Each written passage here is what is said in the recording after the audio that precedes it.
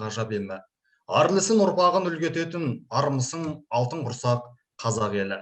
Армысыздар қадірлі қонақтар, ұстаздар және оқушылар. Өмір жолын қадір қасиетіне, ұлағатты сөзін өсиетіне жалғаған алты алаштың білім шырағына ілім мен ғылымның қоңырауына айналған Ыбырай Алтынсариннің 180 жылдығына орай ұйымдастырылып отырған Қазақтың қоңырауы атты әдеби сазды кешімізге қош келдіңіздер. Алғашқы сөз кезегін номер 83 мектеп гимназияның директоры Сәуле Ермұханқызына сөз беріледі. Рахмет. Сәлеметсіздер ме, құрметті қонақтар, әріптестер және еліміздің жас дарындары.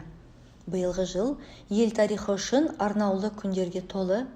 Атап айтсақ, тәуелсіздігіміздің 30 жылдық мерейтойы, Жыралыбы Жамбылдың 175 жылдығы, Мұқағали Мақатаевтың 90 жылдығы.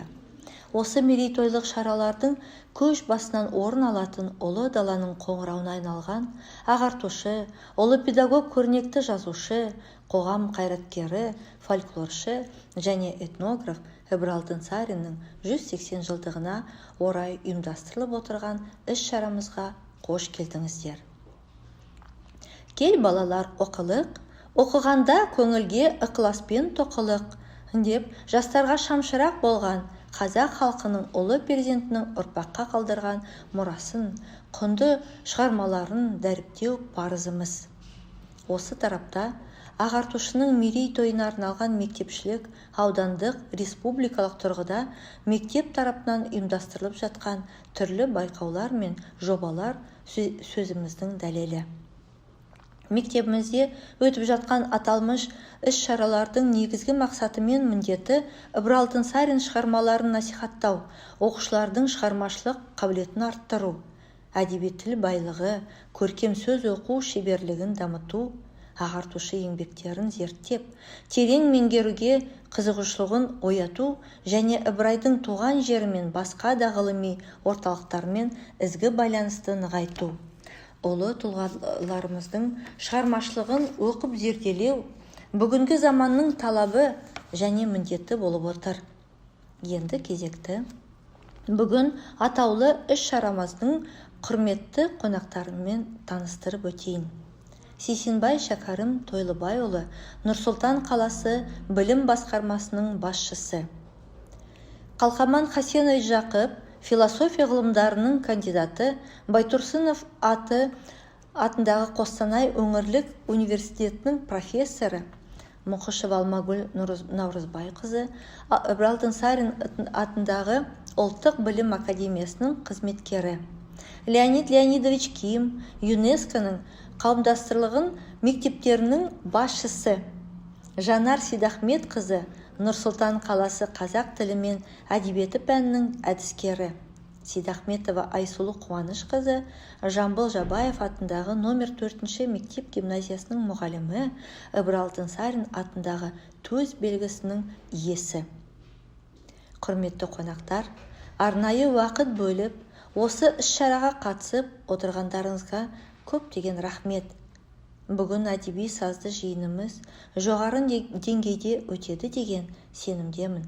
Рахмет баршаңызға. Рахмет Сәуле Ермұханқызы.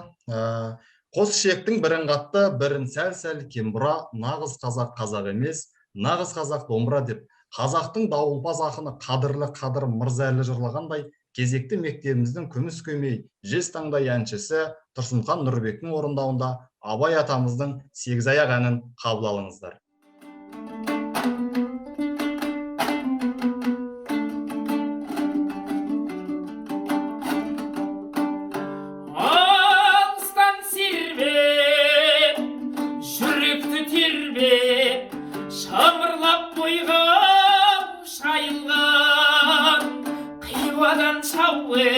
Қайзынын тауып, тағыны жетіп қайырған.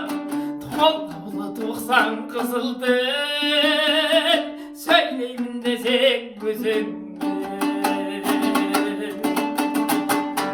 Өткірдің жүзін, кестенің бізін, өрнегін сендей сала алмас. Білгенге маржан, білмеске арзан, надандар бәрі бақыра алалмас. Қиналма бекер тілмен жақ, көңілсіз құлақ ой болар. Басында ми жоқ, өзінде ой жоқ, күлкішіл керден наданның. Көп айтса күндей, шорт айтса болды, әдеті надан адамның. Ойда да қайрат, ойда көз, болмағаннан соң айтпа сөз. Атадан алтап, анадан түртіп, жалғыздық көрер жерім жоқ. Ағайын бек көп, айтайын еттен, сөзімді ұғар елім жоқ. Моласындай бақсынып, жалғыз қалдым тапшынып. Моласындай бақсынып, жалғыз қалдым тапшынып. Ыбырай Алтынсариннің 180 жылдығына орай мектебімізде көптеген ізгі шаралар жоғарғы деңгейде өтті. Атап айтсақ, Ыбырайдың туған өлкесіне мектеп басшысы Сәуле Ермұханқызының мұрындық болуымен арнайы тәжірибе алмасу тұрғысынан ұстаз бен дарынды шәкірт барып келді. Сапар барысында Ыбырай Алтынсариннің мұражайына, ағартушы атындағы мектеп және ыбырайтанушы ғалымдарымен сүбелі сұхбат жүргізіп, тың деректерге қанық болдық. Ыбырайдың әдеби мұрасын шәкірттеріміздің бойына қалыптастырып насихаттау барысында мектепшілік түрлі жобалар мен байқаулар өткізілді. Сонымен қатар Астана дарыны, дарындылық пен психологиялық қолдауды дамыту орталығымен мектебіміз бірлесе отырып, кең көлемде оқушылар арасында республикалық қазақтың қоңырауы атты байқау өткіздік. Байқау қорытындысында күні кеше жарияладық. Келесі кезекті бүгінгі шарамыздың құрметті де қадірлі қонақтарына сөз кезегін берсек. Бүгінгі шарамызға Нұр Сұлтан қаласы білім басқармасының басшысы Сейсенбай Шәкәрім Тойлыбайұлы қатысады деп жоспарланған. Шәкәрім Тойлыбайұлының шұғыл жиналысына қатысты шарамызға қатыса алмады. Философия ғылымдарының кандидаты Ахмет Байтұрсынов атындағы Қостанай өңірлік университетінің профессоры Қалқаман Қасенович Жақып мырзаға сөз кезегін берсек. Қайырлы күн, құрметті әріптестер. Қайырлы күн, қадірлі Сәуле Ермұханқызы. Сіздің мынау бастамаңызбенен мектептің іргесінде өмір осы мектепті салуменен айналысқан, мектепке бар өмірін арнаған ұлы ұстазымыз Ыбырай Алтынсаринге арналған тамаша бір кездесуді өзіңіз ұйымдастырып жатырсыз. Соған мен өзімнің айтар едім, мынау Қостанай жұртының, әсіресе мұғалімдер мен ұстаздар, тәрбиешілердің атынан ризашылығымды білдіріп, рахмет айтқым келеді. Сәуле Ермұханқызы, өзіңізге, өзіңіздің қол астыңызда қызмет жасап жүрген тамаша әріптеріңізге, ұжымыңызға. Ұлтымыздың ұлы ұстазы, өнер білім жыршысы, әліппенің атасы Ыбырай Алтынсарин 180 жылға толғалы отыр. Күздің күні, 20 қарашада туған күні. Ыбырай Алтынсарин ағартушылық жолда Шоқан менен, Абай менен бір-бірін жалғастырған, бір заманда, бір ғасырда өмір сүрген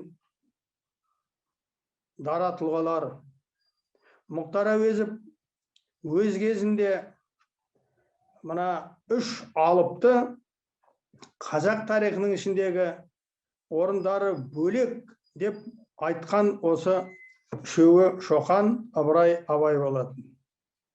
Шын мәнінде де Бұлар үшеуі де ағартушылық жолда қызмет жасады. Олар бір бағытта болды. Ол ағартушылық бағыты. Бірақ менің ойымша, менің ұғымда, олардың бір бағытта болса да, жолдары кішкене бөлек болды. Бағыт бір, жолдары бөлек. Неге? Сіздер қараңыздар. Шоқан ағартушылық қызметінде ғылымды негізге алды. Ғылымменен шұғылданды. Ғылымның көптеген жаңағы салаларына мән берді.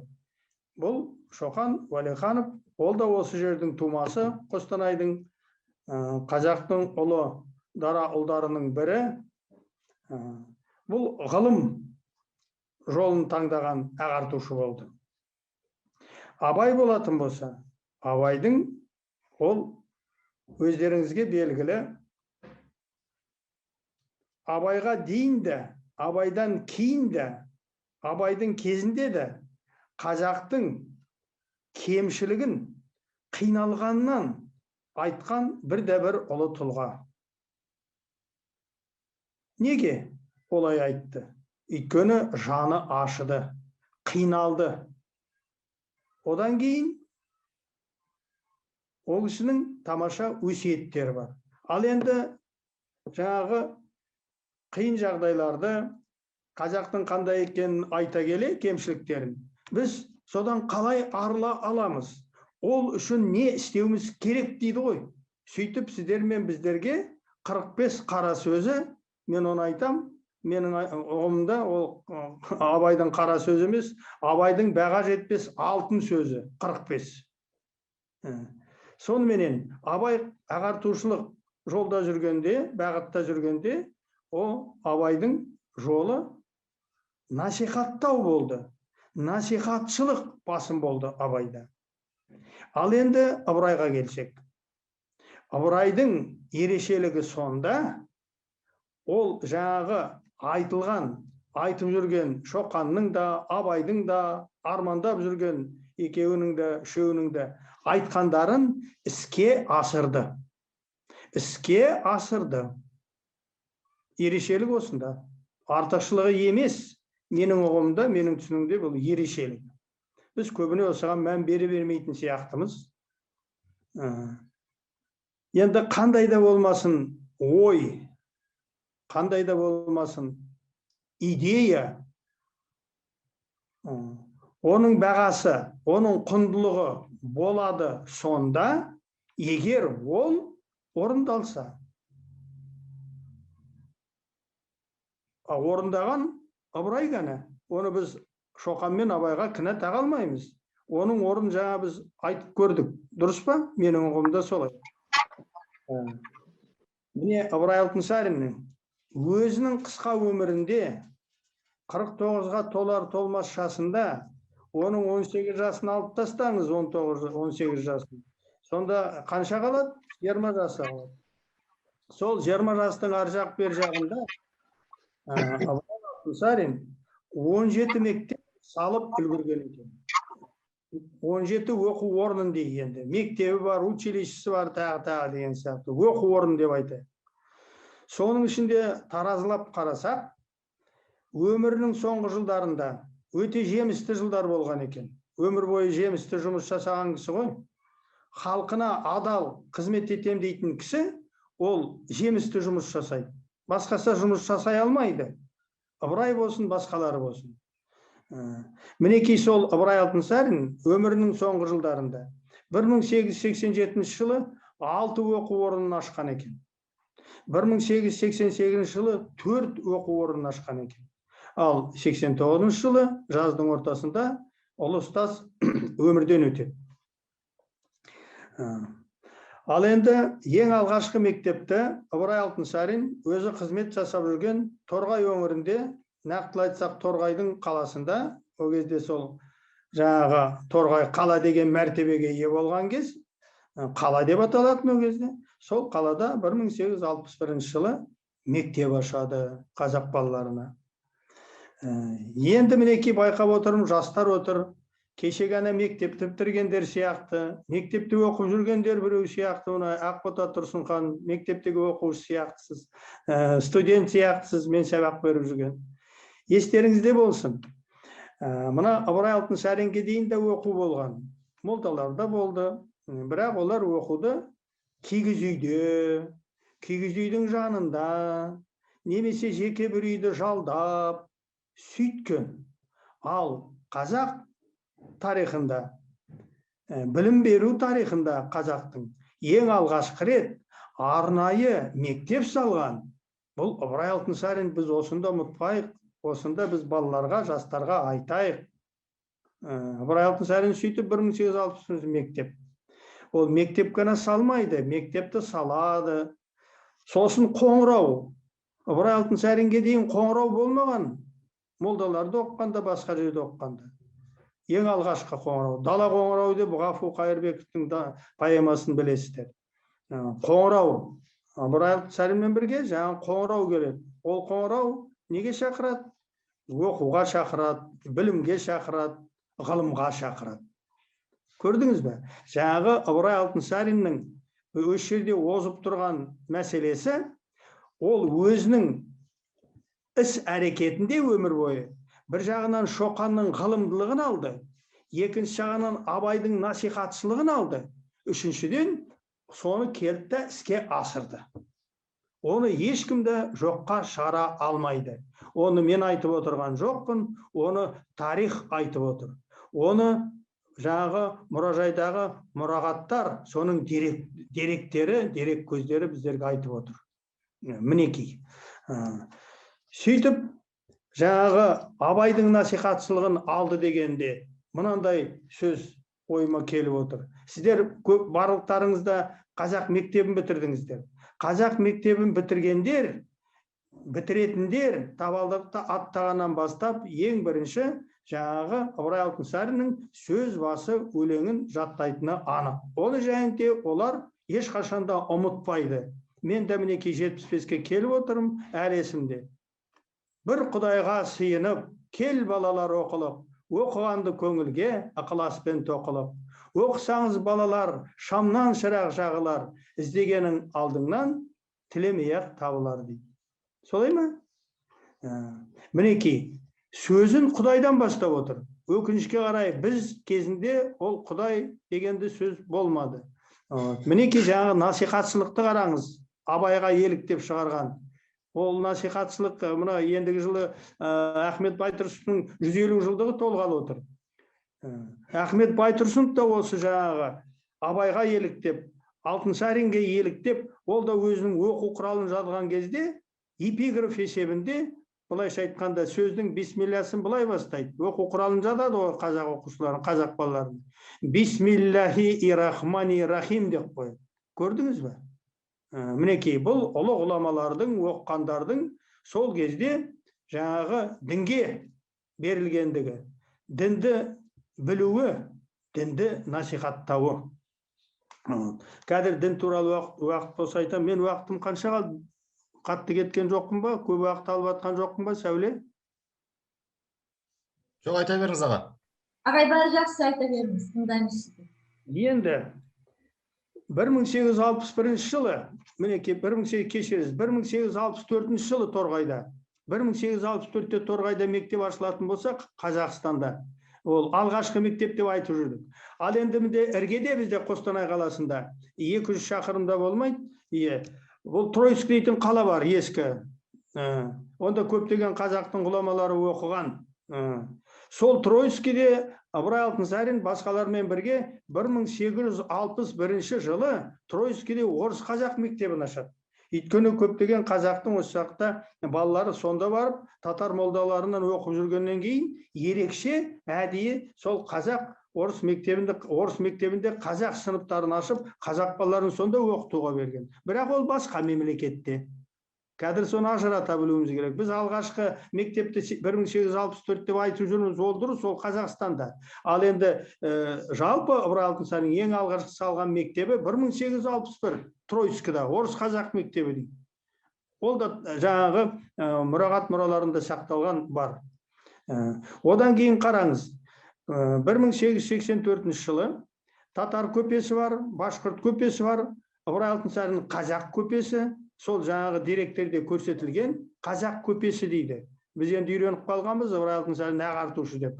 Алтынсарин көпесі дегенде біртүрлі менің санам қабылдамайтын сияқты. Бірақ шыны сол. Өйткені Ыбырай Алтынсарин ол ауқатты отбасындағы кісі ғой. Солай ма? Балғожа бидің немересі ғой. Жай адам бұл би бола ма деген. Сол Тройск қаласында 1884 жылы Амур көшесінде бір көшенің бойында 4 ғимарат салуға өзінің ақшасымен қаржылай көмектеседі. Бұл тарихи дерек, архивтік дерек. 1884 жылы медресе салуға көмектеседі. Бірінші ғимарат. Екінші, сол медреседе жұмыс жасап жүрген ұстаздарға жаңағы пәтер салып береді. Шәкірттеріне үшінші ғимарат жатақ салып береді. Төртінші кітапхана салып береді. Осы 4 ғимарат бір көшенің бойында бір-бірімен өте тығыз жақын жерде. Мен Тройскаға әртүрлі жағдайлармен жыл сайын 1-2 рет барып жүрдім. Қазіргі жағдаймен бара алмадым, 2 жылға кетті. Сонда бір анықтаған нәрсеміз, сол жаңа 4 ғимараттан жатақхана ғана қалған екен. Анау медреседе оқитын шәкірттерге арналған жатақхана қалған екен. Қалғандарының тек орны ғана бар. Содан кейін мен барып сол Тройска қаласының әкімі дейміз, оларда глава администрации дейді, сол кісімен кездестім, ұсыныс жасадым.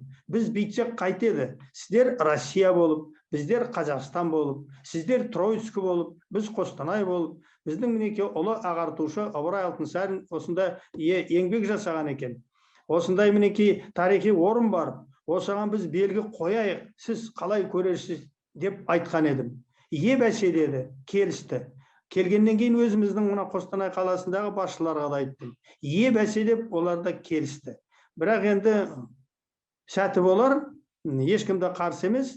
Сөйтіп жаңағы жатаққа ма, бір тақта қоямыз ба құрмет, не болмаса жаңағы медресе тұрған жерге, кітапхана тұрған жерге белгі қоямыз ба деген ойларымыз бар. Мінеки осындай мәселелер ойға келеді. 1884 жылы жаңағы Ыбырай Алтынсарин аталарымыз Қостанайға келіп мектеп салады, қызыл кірпіштен. Мектепті тұрғызады. Ол мектептің ең алғашқы өзі директоры болады, ең алғашқы мұғалімі болады, барлық шаруашылықты өзі шешетін болады. Сол Ыбырай Алтынсариннің өзі салдырған мектепте менің бақытым бар кісі екенмін, адам екенмін. 6 жыл бойы 6-шы сыныптан 11-ші сыныпты сонда мен бітіріп шықтым. 6 жыл тәрбиеленіп, 6 жыл білім алдым. Сөйтіп бізде жаңағы енді онда жетім балалар оқитын болды. Біз әке-шешеден ерте айырылғандардың бірі болдық. Ағайларымыз бізге пана болды, апайларымыз бізге ана болды. Сөйтіп мінекей біз бүгінгі күнде менің бір жетістігім болатын болса, мен сол кісілерге қарыздармын. Ал енді сол қарыздарды болу үшін барлық жағдайды өткен ғасырда жасап кеткен Ыбырай Алтынсариннің аруағы риза болсын, ешқашанда оны біз ұмыта алмаймыз. Ыбырай Алтынсариннің салған мектебін өкінішке орай 85 жылдан кейін 1969 жылы мен әскерден келгенде күздігіні бұзып тастаған екен. Сол жерде тұрып, көзімнен жас келіп тұр. Неге? Ол менің үйім еді. Мен 16 жыл бойы сол мектептің қабырғасында ғана болдым. Каникул болғанда менің баратын жерім болған жоқ. Мен сонда болдым. Сондықтан да болар. Мен өзімнің мамандығымды мұғалім деп қалап алдым. Алтынсаринге ұқсадым ба, ұқсамадым ба, бірақ қолымнан келгенше бірінші кезекте қазақ балаларына, қазақ ұлтының өкілдеріне тәрбие беру. Оқуды жайды оқып алады. Тәрбие. Қазір бүгінде оқуды алға шығарып отыр. Жақсы мамандар бар, ал жақсы адамдар қайда? Кеше Абайдың туған жылын атап өттік. Абайды не үшін әлем танып, басын иіп отыр? Екі сөз үшін. Екі сөз үшін Абайдың алдында, аруағының алдында бүкіл әлем бас иіп отыр. Ол қандай екі сөз? Адам бол. Адам бол. Адамды адам қылу үшін тәрбие керек. Тәрбиелі адам ол ұрламайды. Тәрбиелі адам ол парақор болмайды. Тәрбиелі адам ол бұзық жасамайды, басқасын былай қойғанда. Тәрбие, бізге жетіспей жатқан сол тәрбиені. Теледидардан 28 сағат сол тәрбие деген сөзді айтады. Отбасынан басталады. Ал біз осы тәрбие дегенге неге көңіл бөлмейміз? Мемлекеттік деңгейде көңіл бөлу керек. Әрине сіздер мектептегі ұстаздар, қызметкерлерсіздер, мен ары қарай айтпай-ақ қояйын, ол ұсынысымды министрге де айтылған, уақыттарыңызды алмайын, ары қарай тағы да айтып жатар. Сөйтіп, мінекей Ыбырай Алтынсарин өзінің мінекей еңбек жолында осындай істерді атқарған кісі. Кітапхана дейміз. Ең алғашқы рет кітапхананы, балаларды кітапхананы ашқан осы Ыбырай Алтынсарин, оған дейін бізде кітапхана болған жоқ. Мына келсеңіздер, Қостанайдың іргесінде көл бар, инспектор көлі. Соның көлдің жағасында Ыбырай Алтынсариннің 10 бөлмелі ағаш үйі болған. Оның ішінде жаңағы балаларды оқытатын сынып болды, асхана болды, ауруханасы болды, шеберханасы болды, кітапханасы болды, балалардың ұйықтайтын жері болды, балалардың ойнайтын жері болды. Барлық жағдайды Ыбырай Алтынсарин өзі жасап кеткен кісі болатын. Ал енді сөздің соңында көп кетіп қалдым ба? Ыбырай Алтынсаринді өкінішке қарай жастардың өзі ой ағай, Ыбырай Алтынсарин орыстандыруға еңбек еткен екен, крест таққан екен, дүниядан өткенде бір сандық крест тауыпты деген сияқты, білмеймін, ол сөздер қайдан, ол дұрыс адамның сөзі емес, кім айтса да. Сол енді ертеден келіп жатыр. Сол мені маза бермеді. Сөйтіп сосын 89 хаты бар екен, осыға мен жауап іздеп көрейінші. Кімнен сұрайсың? Ыбырай Алтынсариннен сұрай алмайсың ғой? Жоқ. Еңбектерінде де таба алмадым. Сөйтіп алдым да хаттарын оқи бастадым. 89 хаты бар екен. Ыбырай Алтынсариннің Катеринскийға 31 хат, Ильминскийға 30, Мазоховқа 29, тағы сондай. Барлығы 89 хат. Іздегенім бірақ нәрсе. Сол хаттардың ішінде Құдай, дін деген сөздерді қолдана ма? Қолданса, қандай сөз тіркестерінде қолданады? Сөйтіп қараңыздар, 89 хатта 56 рет Құдай, дін деген сөзді айтады екен. 89 хатында 56 рет Құдай, дін деп сөзді айтады. Және жай айтып қоймайды. Құдай қаласа, Құдай берсе, дініміз аман болса, мұсылманшылық дініміз, мұсылмандық дініміз ашық айтып отыр. Анау 19-шы ғасырда. Енді Ыбырай Алтынсариннің білесіздер, ол ақын. 14 өлеңі. Ыбырай Алтынсариннің 14 өлеңі бар. Екеуі мысал өлең, Крыловқа еліктеп жазған. Соны қарағанда 9-ынан ештеңе таппадым. 5 өлеңнен тапқаным, ол 5 өлеңінде Ыбырай Алтынсарин Құдай, Алла, иман, мұсылман, періште деген сөздерді 36 рет қолданады екен. 5 өлеңінде 36 рет қолданады екен. Әрине, Ыбырай Алтынсарин кезінде мектептерді ашқанда, оның 2 деңгейін айтар едім, жай салыстырмалы түрде. Бірінші, бұл енді қазақша айтқанда тұрмыстық деңгейде жаңағы сауат ашу ғой. Сауат ашу мектептері, сауат ашу. Ал енді екінші сатыдағы ол ғылымның негізін беру. Бұл жартылай зайырлы мектепті ашқан Ыбырай Алтынсарин бұл. Онда қандай пәндер оқылды? Химия, физика, медицина, гигиена, мінекей ең алғашқы рет қазақ балаларына, қазақ қыздарына осындай ғылымның жаңағы бастауынан нәр алуына көмектескен бір ұстаз осы Ыбырай Алтынсарин болды. Ал енді осыменен мен сөзімді аяқтайын, сауалдарыңыз болса қоярсыздар. Зейін қойып тыңдағандарыңызға рахмет.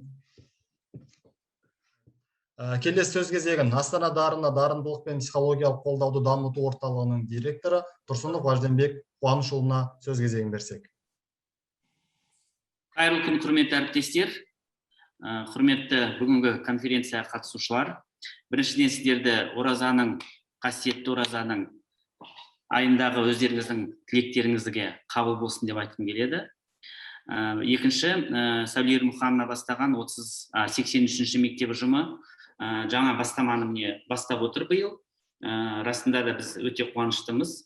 Астана дарын дамыту және психологиялық сүйемелдеу орталығы елордалық мектептердің кез келген проектісін қолдауға дайынбыз. Егер ол проект жаңағы оқушылардың талабына сай болып жатса, тегін жүріп жатса, ешқандай ақы жиналмаса оқушылардан, жаңағы өзіміздің тарихымызды, әдебиетімізді балалардың бойына сіңіруге мол мүмкіндік беретін осындай проектларды қолдауға біз әрине дайынбыз. Бүгінгі жаңа ағамыз, атамыз бойынша Ыбырай атамыздың өмірі жайлы, қазақ еліне атқарып кеткен еңбегі жайлы тамаша деректі шолу жасап бізге тағы бір есімізге салып өтті. Сізге көптен көп рахмет. Расында да ертең осы бүгінгі конференцияны өтіп жатқан YouTube каналынан біздің жастар, оқушылар оны тыңдайды. Сіздің жаңағы берген деректеріңіз арқылы мүмкін жаңағы бір тың идеялар айттыңыз. Сол идеялар бойынша бір шығармашылық іздену жұмысына кірісіп, бір проект жазатында балалар табылатын шығар деген үміттеміз. Алайда енді бүгінгі кешімізге тоқталатын болсақ, міне республикалық деңгейге көтеріп отқан бұл жаңа 83-ші мектеп ұжымының сондай бір бастаманы жақсы бастап, тамаша ережесін әзірлеп, оған оқушылардың жан-жақты қатысуына мүмкіндік жасап отқан сіздерге, ұйымдастырушыларға үлкен алғыс білдіреміз. Бұл байқау 3 бағыт бойынша жүргізілді. Бұл жерде ақын балалар да өзінің жаңа арнау өлеңдерін арнап жатыр. Бұл дегеніміз арнауды жазу үшін ол оқушы жаңағы ғұлама атамыздың бүкіл еңбегін оқып шығу керек, өмірін білу керек деген секілді. Екінші бір бағыты жаңағы оқушылардың сурет салу конкурсы болды. Бұл жерде де білесіздер, жаңағы Ыбырай атамыз өзінің табиғат лирикасына байланысты бірнеше өлеңдері бар. Және бұл адамның, енді мен де өзім қазақ тілі мен әдебиет пәні мұғалім болғаннан кейін, Ыбырай атамызды 5-ші класстан бастап балаларға оқыта бастадық қой, енді бастауышта жұмыс істемесек те. Осы жерде жаңағы шағын әңгімелері, поэзиялық жаңағы шығармалары, бұның бәрі жеңіл тілде оқушыларға тез жатталатын, құлағына икемді, тыңдауға икемді, жаттауға икемді, сондай бір тамаша жеңіл тілмен, астарлы оймен, терең оймен жазылған шығармалар. Міне осының өзі біздің жаңағы әдебиетімізге атамыздың үлкен бір салып кеткен еңбегінің зор екені біз енді оны біліп отырмыз. Бұл әрине біз атамыздың шығармаларын әрі қарай да оқушылардың бойына сіңіруіміз керек. Жаңағы шағын шығармалары, шағын әңгімелері, міне осы әңгімелердің арқасында оқушылар да өздерінің жаңа белгілі бір тақырыптарда әңгімелерді құруға, проза жанрына тартуға, шығармашылыққа тартуға бізде бір сондай бір септігін тигізетін бірден бір байқау деп айтуға болады. Қазір біз балаларды эссе жазуға үйретеміз көп нәрседе. Бұл жерде жаңағы шағын прозалық әңгіме жазуда баланың қиялын дамытуға, тілін дамытуға, жалпы сөз саптауын дұрыстауға бұда үлкен сондай мүмкіндік беретін ерекше бір конкурс деп айтуға болады. Бұнда конкурс жоқ баланың прозалық тілін дамыту үшін, прозалық шығарма жазу үшін балаларға икемдейтін. Бұл жерде баланың сауаттылығы да тексеріледі, баланың ой өрісі де тексеріледі, баланың жаңағы әдеби материалдарды игергені, мақал мәтелдерді қолданып жазуы, енді бұның бәріне де айта беретін болсақ талап көп. Сол себептен міне осындай шығармаларды Астана дарын орталығы әрине қолдайды. Жаңағы Сәуле Ермұханова айтып кеткендей, бұл біз ісімізді әрі қарай да дәстүрлі деңгейге айналдыруымыз керек. Бұл жылда өтетін сондай бір тамаша іс-шара болу керек. Жалпы біздің орталықтың мақсаты елордада орналасқан мектептердің бағыттары әртүрлі. Бір мектеп IT бағытталады, бір мектеп техникалық мектеп болады, бір мектеп жаңағы гуманитарлық бағытталады, көп тілді мектеп бар, мамандандырылған мектептер бар. Міне сол себепте біз әр мектепте өзінің атына сай іс-шара жүргізу екен деген ниетпен біз осындай шараларды қолдауға тырысып отырмыз. Сол себептен менің ойымша бүгінгі сіздер өткізген даланың қоңырауы деген, қазақтың қоңырауы деген байқауымыз өзінің мәресіне жетіп, кешегі қорытынды бойынша жеңімпаздар анықталып, жүлдегерлер анықталып, олар енді марапатталатын болады әрине. Мен енді жаңа Сәуле Ермұхановнаға айтып отырмын, бұл дипломдарды біз Астана дарының атынан берейік, және сіздер бізге балалардың, жеңімпаз балалардың тізімін беріңіздер. Олардың бәрін біз қорытынды ақпаратын беріп, балалардың жаңағы дипломды электрондық үлгіде біздің сайтқа орналастырып қойсақ, кез келген әр қатысушына сертификат берейік қатысты деген. Сол себептен әр қатысушының өзінің үйден отырып-ақ ол дипломды басып шығаруына мүмкіндік жасатындай. Қазір енді онлайн болғаннан кейін бәрін үйрендік қой, бәрін біліп игеріп алдық. Сол себептен қолжетімді болу үшін осындай дипломдарды біздің сайтқа орналастыруымызға болады. Менің жерде қазір оқушылар естиді, ұстаздар тыңдап отыр, мектеп басшылары тыңдайды. Жалпы Астана дарын орталығында сайтында екі үлкен сілтеме бар. Ол жерде оқушыларға деген сілтеме бар, және ұстаздарға деген сілтеме бар. Сол оқушыларға деген сілтеменің ішінде оқушыларға қатысты барлық халықаралық, республикалық, облыс, қалалық, аудандық жаңағы олимпиадалар мен конкурстардың тізімі, оған қатысу ережелері бекітілген. Және оқушыларға деген сілтемеде кез келген өткен іс-шараның қорытындысы, ол жердегі қорытынды ақпарат, дипломдарды көшіріп алу секілді, жүктеп алу секілді сілтемелер орналасқан. Бұл ұстаздар мен оқушылардың біздің орталыққа келмей-ақ өзінің жеткен жетістігіне байланысты дипломдарды басып алуына мүмкіндік беріп отыр. Сол себептен менің бір үлкен сұранысым 83-ші мектеп ұжымынан Сәуле Ермұхановна өзіңіз бастамасы болып, біздің әлеуметтік желілер бар, Инстаграм, Фейсбук, Ютуб, Телеграм каналдар. Міне осыларға әрбір оқушыны тіркеп жазылуын қалаймыз.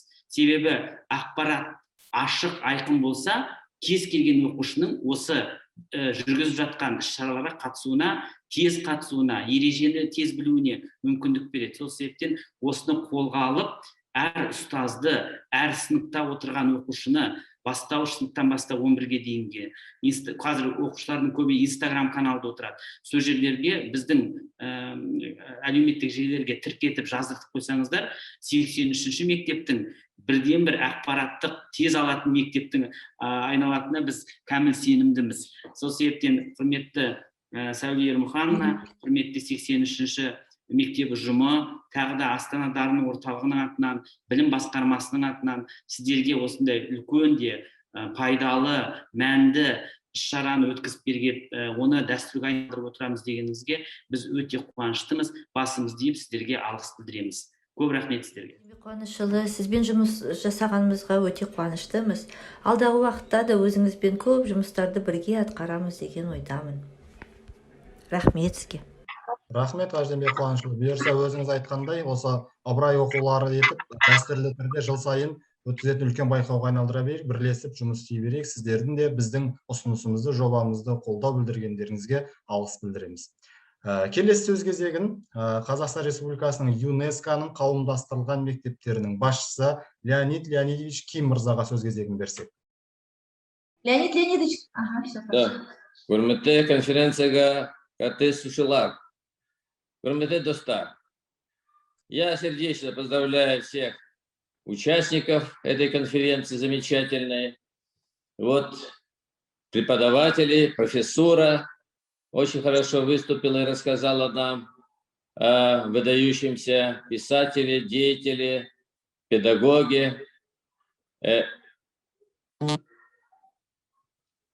Значит, Ибрая Тонсарина.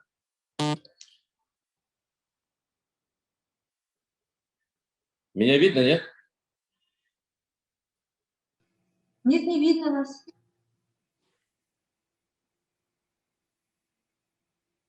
Ага. Вот, я благодарю всех организаторов, Сауле Ермухановну за это хорошее дело, потому что вы учите детей жить и работать на примере такого удивительного человека, который, казалось бы, за непродолжительную свою жизнь, а сделал, смотрите, как много для системы образования казахского народа. Казахстана в целом. Конечно, ЮНЕСКО пропагандирует мир на земле, пропагандирует образование, науку, культуру. И вот ваша сегодняшняя конференция очень вписывается вот в мероприятие, которое вот сегодня касается по линии ЮНЕСКО. Я очень рад, что ваша школа такая активная, школа ЮНЕСКО. В мире 11 тысяч таких школ. У нас в Казахстане почти во всех регионах есть такие школы, 30 школ. Но вы являетесь одной из таких активнейших. Да, я сердечно благодарю, что вы подключаете наши школы. Это очень полезное дело для подрастающего поколения. Но сегодня дети тоже, конечно, расскажут, кто такой и что, как они понимают и воспринимают эту личность. Но я хочу сказать, что страна, государство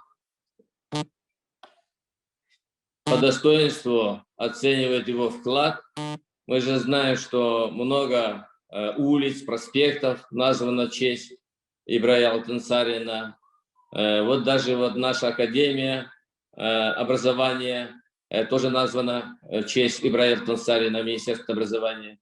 Также вот, наверное, многие знают, что в честь этого выдающегося педагога есть ведомственная такая награда, как вот нагрудный знак имени Ибрая Алтынсарина. Вот я сегодня по этому случаю вот одел, хочу показать, что да, что это человек, конечно, внес в образование, просвещение Казахстана большой вклад. И я всегда тоже с гордостью ношу этот знак, потому что чувствую, что я тоже сопричастен к этому великому человеку. Но я думаю, еще, Сауле Ермухановна, вам надо продолжить вот этот вот цикл конференций, да, которые большой вклад внесли в просвещение, в образование, в науку.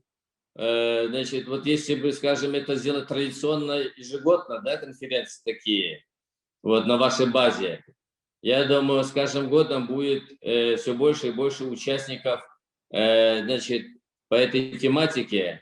У вас, да, столько много ученых и писателей, вот взять одного великого Абая Кунанбаева или Чуганова Алиханова, да, вот сколько можно пропагандировать. Я готов привлечь и соседних стран Центральной Азии, да, Кыргызстана, Узбекистана,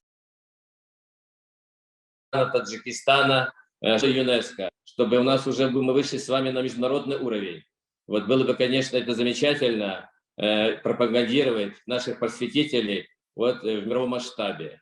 Я еще раз сердечно благодарю вас за ваш труд, за вашу такую активную жизненную позицию и желаю всем вам, Курмете Достар, успехов, счастья и благополучия. Коп Рахмет.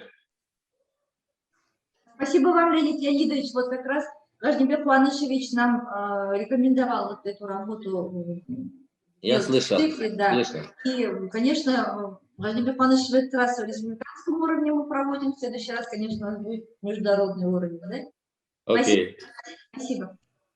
Жақсы, рахмет. Келесі сөз кезегін филология ғылымдарының кандидаты, Ыбырай Алтынсарин атындағы ұлттық білім академиясының аға ғылыми қызметкері Мұқышева Алмагүл Наурызбайқызына сөз кезегін берсек.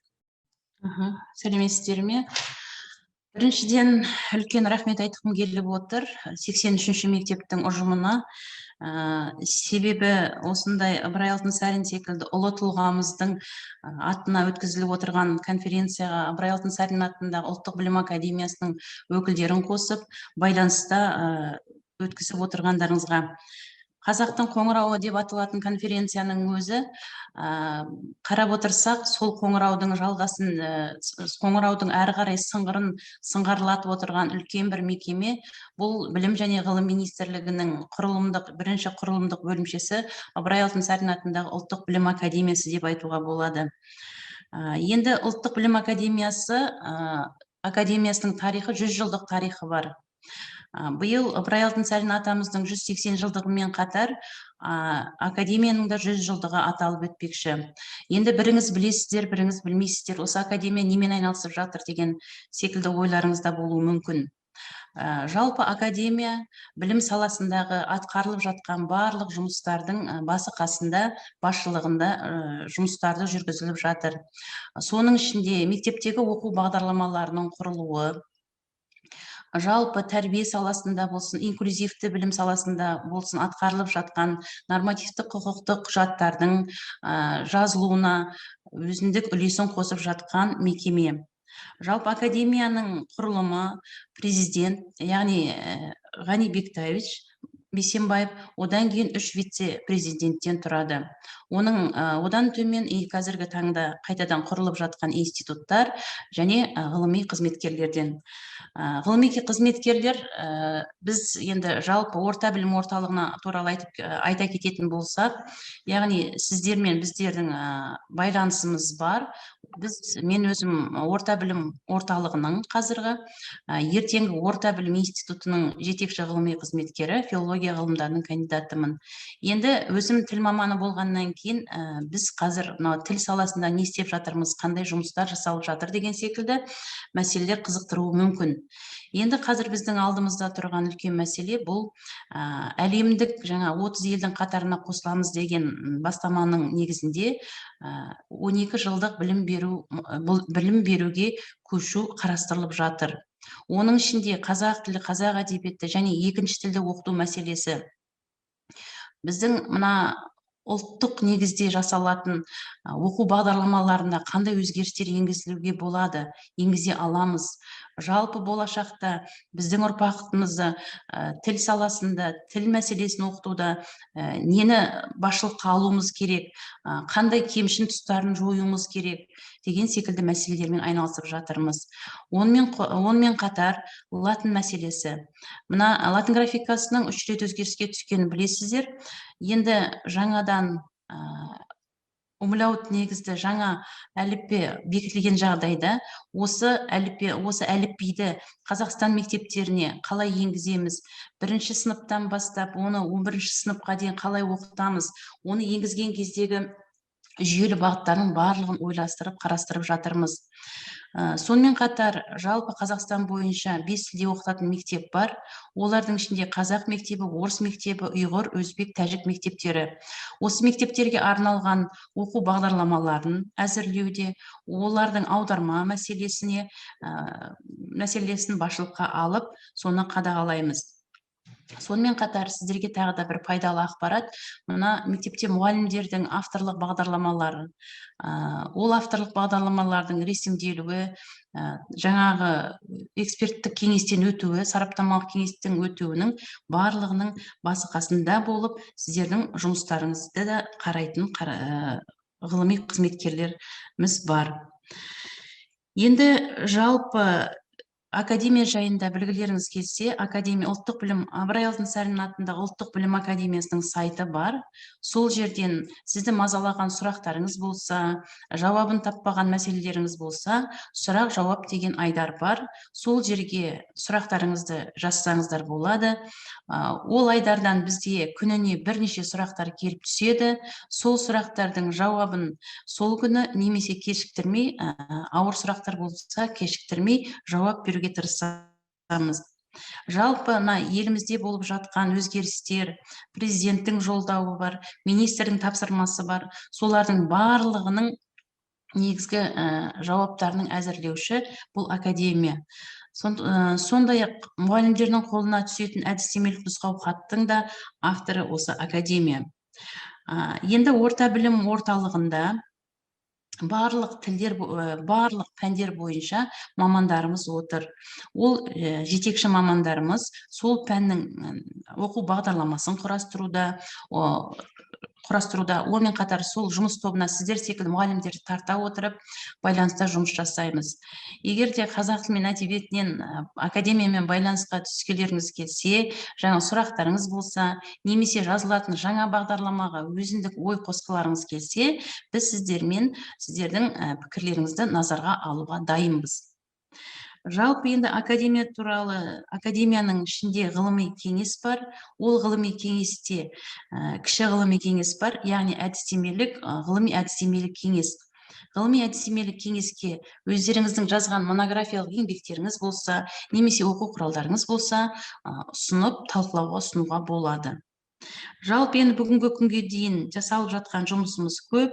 Оның ішінде Қазақстанның ғылым білімді дамытудың 20-25 жылдарға арналған бағдарламасын негізге ала отырып, барлық жұмыстар жасалып жатыр. Уақыттарыңызды көп алмай ақ қояйын. Егер де қосымша сұрақтарыңыз болса, менің телефоным ұйымдастырушыларда бар, байланысқа түсуге дайынбыз. Жалпы ұйымдастырушыларға үлкен рахмет. Алдағы уақытта да байланысқа болатынымызға кәміл сенемін. Рахмет, осымен сөзім аяқталды. Сәуле Ерімханқызы естіле ме? Я айтып тұрмын. Қостанайдан Қалқаман Қасенұлы мазалап тұр. Мен мына Леонид Леонидовичке сауал қояйын деп едім, менікі қосылмай қалған екен. Сосын тежеліп қалдым мана. Леонид Леонидович кетіп қалды ма? Жоқ, осында. Я могу задать ему вопрос? Да, конечно. Да, пожалуйста. Леонид Леонидович, во-первых, я удовлетворен, это город Кустанай, Қалқаман Хасенұлы Жақып, профессор Кустанайского государственного университета имени Ахмета Байтурсунова. Я весьма удовлетворен и благодарен за то, что вы поддерживаете вот такие начинания. Это очень важно. Важно, может, не столько нам, старшему поколению, это очень важно тем, которые сегодня работают, трудятся, и еще важнее, которые придут на смену к вам. Вот они, наверное, должны это себе взять на вооружение. У меня к вам вопрос. Услышал слово дважды ЮНЕСКО. Лет 10 тому назад, кстати, при присутствии, вот сейчас қарындасым сөйледі алдымызда, из Академии, Национальной Академии имени Алтынсарина. Тогда я, значит, предложил, у меня был небольшой там доклад, вот, посвященный 70-летию со дня рождения Ибрая Алтынсарина. Тогда я, значит, было предложение такое. Мы Шохан Валиханова празднуем в рамках ЮНЕСКО. Абая мы празднуем в рамках ЮНЕСКО. Вот. А Ибрай Алтынсарин остается, извините, где-то в связи с этим, значит, что мы должны делать, чтобы Ибрай Алтынсарин тоже с годами вот, праздновался в рамках ЮНЕСКО. Вы хорошо одно предложение внесли. Потихоньку мы должны выйти из рамки Казахстана и, значит, говорить о жизнедеятельности великого казахского просветителя, демократа и так далее. Вот, значит, хотя бы СНГ. Вот.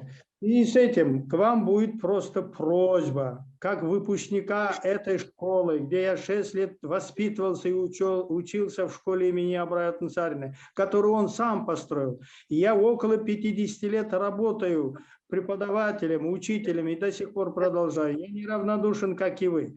Что можно сделать, чтобы в рамках ЮНЕСКО... Я вас понял.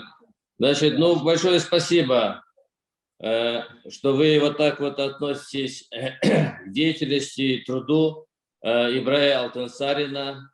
Вот как раз вот это же родина, малая родина, как говорится, Ибрая Алтынсарина, Кустанайская область, Торгайский вот уезд, я помню, раньше назывался, где он работал в управлении статным советником. То есть биографию его, конечно, многие знают, хорошо знают. Это заслуженный человек, заслуженная личность. Поэтому для того, чтобы вот его по линии ЮНЕСКО отмечать юбилеи, давайте так договоримся. Я вас услышал. Вот что.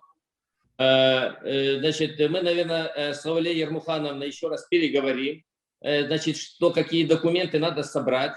Заявление там, значит, еще какие-то, так сказать, его награды, там вот как человека, да, чтобы мы же на ЮНЕСКО будем выносить, штаб-квартиру. который находится в Париже. Вот, рассмотрение.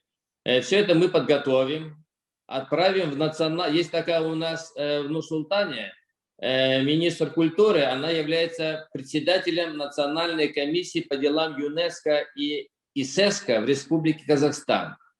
И вот наша эта национальная комиссия должна ходатайствовать перед штабом ЮНЕСКО о внесении, значит, юбилейных мероприятий Ибрая Алтынсарина. Я думаю, что это очень реально, и это правильно будет, что народ, значит, хочет, так сказать, увековечить память вот о таком, выдающемся человеке, просветителе, который много вложил труда, знаний, даже здоровья. Он же совсем молодой умер, 47 лет.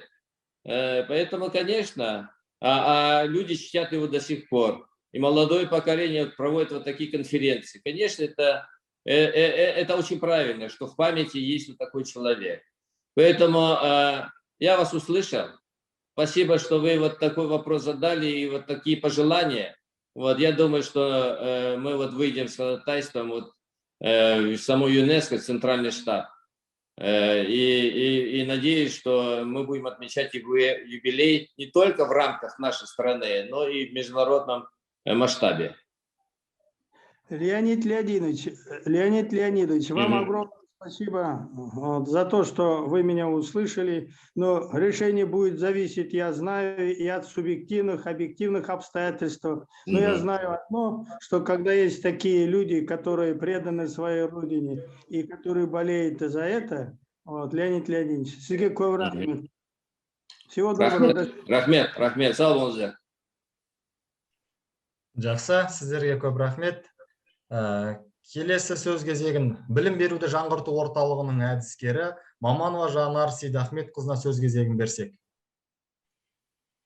Қайырлы күн, әріптестер, қонақтар.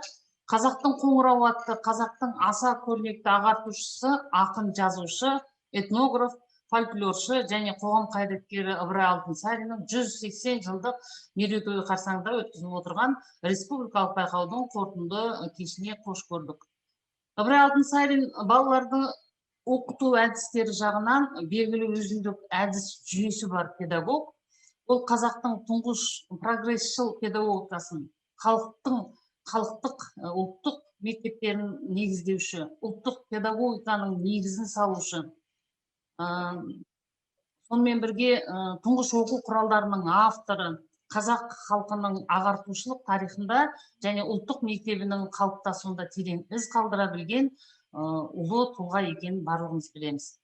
Осы мерейтой қарсаңында қаланың білім беру ұйымдарында мектепшілік, қалалық, республикалық дәрежедегі Ыбырай Алтынсариннің әр шығармашылығының бағыттарына байланысты көптеген іс-шаралар ұйымдастырылып өтіп жатыр. Сіздер сол іс-шараның біреуінің куәгері болдыңыздар. 5-11 сынып оқушылар арасында ұйымдастырылған Астана дарынның сүйемелдеуімен ұйымдастырып отырған 83-ші мектеп гимназиясының директоры Сәуле Ермұханқызына және осы мектептің қазақ тілі мен әдебиет пән бірлестік мұғалімдеріне, ұжымдарына, білім басқармасы, білім беруді жаңғырту орталығының атынан үлкен рахмет айтқым келеді. Жалпы өздеріңіз білесіздер, Ыбырай Алтынсарин өз шығармаларында жастарды оқуға, білім алуға үндеп, халық ағарту идеясын көтерген. Яғни білімге адамның қолы жету үшін ерінбей оқу, қажымай еңбек ету керектігін айтқан ойлары, сонымен бірге артында қалдырған көптеген әрекеттері, әдіс-тәсілдері, жұмыстары, ізі қай заманда да өз құнын жоймайтын мұра екені белгілі. Олай болса, осы республикалық көлемде ұйымдастырылып отырған байқау, мен ойлаймын, өз мақсатына жетті деп. Себебі бұл жерде көтеріліп отырған Ыбырай Алтынсарин шығармаларын насихаттау, оқушылардың шығармашылық қабілеттерін арттыру, әдеби тіл байлығы, көркем сөз оқу шеберлігін дамыту, ағартушылық еңбектерін зерттеу, терең меңгеруге қызығушылықтарды ояту мақсатында өткен екен. Осы мақсатқа мен ойлаймын жетіп, яғни 3 бағытта ұйымдастырылды. Жаңа осы қонақтардың, әріптестердің, ғалымдардың айтуы бойынша осы бір ұйымдастырып отырған байқау ерекше екен, себебі басшылыққа осы өскелең ұрпақтың шығармашылығын арттыруға көп мән берілген екен. Осы бастамаларыңыз ары қарай жалғасын тапсын деп айтқым келеді. Жаңа дарын орталығынан, Қостанай өңірінен көптеген ұсыныстар айтып жатыр. Менің де ұсынысым бар. Яғни Ыбырай Алтынсариннің 180 жылдық мерейтойының қарсаңында осы кісінің өз іс тәжірибесін зерттеу, артына қалдырған жаңағы ұлттық мектеп құру ісін ары қарай жалғастыру үшін, соны дамыту үшін бір мұғалімдер ортасында бір жоба құруды ұсынғым келіп отыр. Сәуле Ермұханқызы сол білім басқармасымен бірігіп 5 жылға құрсақ, келесі 185 жылдығында нәтижесін көрсек, ары қарай жұмысын, сосын кейін егер нәтиже беріп жатса, жалғасын табар деген ойдамын. Себебі бұл өте үлкен керек жұмыс. Дарын орталығы оқушылармен жұмыс істесе, біздің орталық көбінесе мұғалімдермен жұмыс істейді, өздеріңіз білесіздер. Олай болса біздің осындай ұлы тұлғалардың ұлттық құндылықтарды бойына сіңдіретін әдіс тәсілдер, ұлттық жаңағы мектеп ашу, ұлттық білім беру идеясы өте қажет қазіргі таңда. Жалпы мен ұсыныс бекерден бекер сізге беріп отырған жоқпын, себебі қала бойынша белді бір шығармашылықпен осындай жаңашылдыққа бірінші болып ой қосатын іс жасайтын мектептердің білім беру ұйымдарының бірі. Сондықтан да менің ұсынысымды қабыл алады деген ойдамын. Сіздерге тағы да үлкен рахмет. Осындай үлкен іс-шаралар өз ісін тапсын. Шақырғандарыңызға рахмет. Жақсы, рахмет, сізге де көп рахмет. Келесі сөз кезегі номер 83-ші мектептің бастауыш сыныптары бойынша директордың орынбасары Ыбырай Алтынсарин атындағы төсбелгінің иегері құрметті ұстазымыз Мұхамедиева Жансұлу Жұмайымнаға беріледі. Бүгін біздің мектебімізде артында өшпейтіндей із қалдырған тұңғыш ағартушы Ыбырай Алтынсариннің 180 жылдығына арналған үлкен іс-шара өтіп жатыр. Ыбырай Алтынсарин қазақтың аса көрнекті ағартушы педагогы, жазушы, этнограф, фольклоршы, қоғам қайраткері. Ағартушылық тарихында және ұлттық мектептің қалыптастыруында үлкен мұрасы бар. Қаншама қазақ баласын білімге деген құштарлығын оятып, болашаққа көзқарасын үлкен үмітпен жетелеген. Алғаш өзім мектеп табалдырығын аттағанда қолыма әліппеден Ыбырай Алтынсариннің «Кел балалар оқылып» өлең жолдарын оққан болатынмын. Осы өлең жолдары мені білімге, мектепке деген құштарлығымды оятып, ұстазға деген құрметімді арттырды. Мен де алғашқы еңбек жолымды ұстаздық мамандықтан бастаған болатынмын. Қазір міне қаншама жылдар өтті, қаншама шәкірт тәрбиеледік, көптеген шәкірттің жүрегінен орын алдым. Ұстаздық жол оңай емес, қиын да қызығы бар үлкен тарих. Әр ұстаз еңбегінің жеңісі мен жетістігін болашақ ұрпағының бойынан іздейді. Қазіргі кезде осы педагогтардың еңбектерін жаңағы марапаттау негізінде ең жоғарғы марапат осы Ыбырай Алтынсариннің төсбелгісі тағайындалған болатын. Мен осы марапаттың иегерімін. Көп жылғы еңбегімнің жетістігі мен жемісінің белгісі деп ойлаймын. Өзіме үлкен мәртебе тұтамын. Бұл марапатты алғаннан кейін осы еңбек жолындағы жауапкершілік тіпті де арта түсті. Сондықтан ұлттық тәрбиенің көзі, ұлы дананың шығармашылығы мен еңбек жолы бізге үлгі. Еліміздің білімді шәкірттері мен білікті ұстаздары көп болса екен деймін. Міне сондықтан мен осы өзімнің әріптестеріме айтар бір үлкен тілегім бар. Еңбек жолдарыңыздың нақты нәтижесін көріп, шәкірт тәрбиелеудегі сіздердің талаптарыңыз, шығармашылық жолдарыңыз үлкен белестерден орын ала берсе екен деймін. Мені алған осы төсбелгіні сіздер де кеуделеріңізге тақса екен деймін. Құрметті Жансұлу Жұмайымна, сізге көптен көп рахмет. Білім беру жолында еңбегіңіз жана берсін. Біз секілді жас мамандарға сіздің жолыңызды беріп, білім беру саласында үздік атанып, Ыбырай Алтынсариннің төсбелгісімен марапаттала берейік дегім келіп отыр. келесі сөз кезегін Жамбыл Жабаев атындағы номер 4 мектеп гимназиясының мұғалімі Ыбырай Алтынсарин атындағы төсбелгінің иегері Сейдахметова Айсұлу Қуанышқызына сөз кезегін берсек. Саламатсыздар ма, қайырлы күн болсын, құрметті әріптестер. Бүгінгі мына конференцияға қатысып отырған әріптестер, мен оқушылар ұжымы, барлық әріптестер. Осы конференцияны ұйымдастырып отырылған, осы 83-ші мектеп ұжымына Сәуле Ермұханқызы бастаған көптен көп алғысымды білдіремін. Осы конференцияға қатысуға шақырғандарың үшін алғысым шексіз. Енді бүгін әріптестер Ыбырай Алтынсарин атамыздың осы білім саласындағы атқарған еңбектері жөнінде көптен көп айтып жатыр. Оны оқушылардың өздері де зерттеп, саралап, ой елегінен өткізіп, бағаларын беріп отыр. Бұл кісінің еңбегі қазіргі уақытта ғалым ағаларымыздың, аталарымыздың зерттеу бойынша өз бағасын алып отыр деп есептеймін. Мен ең бірінші айтып өткім келетіні, мен өзім осы Торғай өңірінің Жангелді ауданы Байтұрсынов атындағы ауылдың қызымын. Бала кезімізден бастап осы әртүрлі сайыстарға қатысу арқасында осы Торғай даласындағы Жангелдин ауданындағы Ыбырай Алтынсарин мектебінде өткізілген талай конкурстарға қатыстық. Мен өзім ойлаймын кейде осы білім саласындағы осы жетістігімнің өзі де ана қазақта айтады ғой, ата бабаға әруағы демеп жүреді деп. Осы Ыбырай Алтынсариннің білім жолы менен, балаларға берген тәрбиесі менен кішкентайымыздан нәр алып өскендігіміздің арқасыма деп есептеймін.